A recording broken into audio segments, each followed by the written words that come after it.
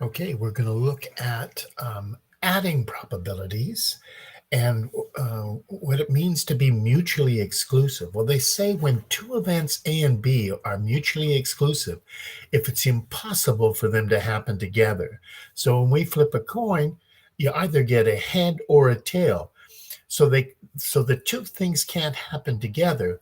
And what we say is their intersection, the probability of A and B is zero because it can't happen. Well, when that happens, when the probability of two things happening together can happen and they're mutually exclusive, then there's a special rule. You can find the probability of A or B just by adding the individual probabilities together. So that's a pretty useful thing. And let's just take a look at what it means in an example. So say you've got 52 cards and the probability of getting a king is there's 4 kings out of 52 cards. That fraction reduces to 1 out of 13.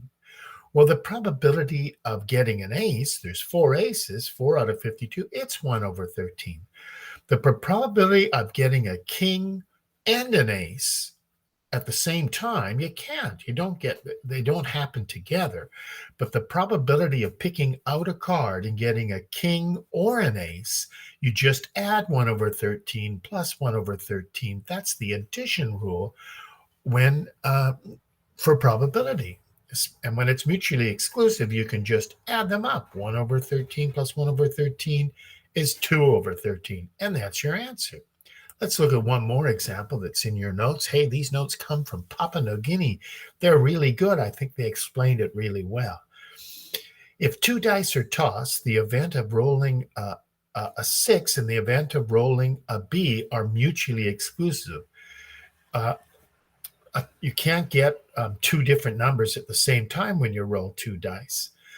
But it says here the probability of getting a total of 6 is 5 out of 36. To figure that out, you'd have to look at all 36 possibilities when you roll 2 dice. 5 of them involve getting a 6, so that's why it's 5 out of 36. There are 4 ways to get 9 of the 36 different things that can happen when you roll 2 dice. You'd have to look at the sample space. But the probability of getting 6 or getting 9, you just add them up. 5 plus 4 is 9 out of 36.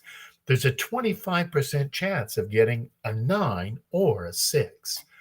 So back to the beginning. So if 2 events are mutually exclusive, like flipping a coin, then you can just, if you want to find the chance of 2 events happening in a row, you can just add them together. And that's how you add probabilities, or at least one way how you do it. Okay.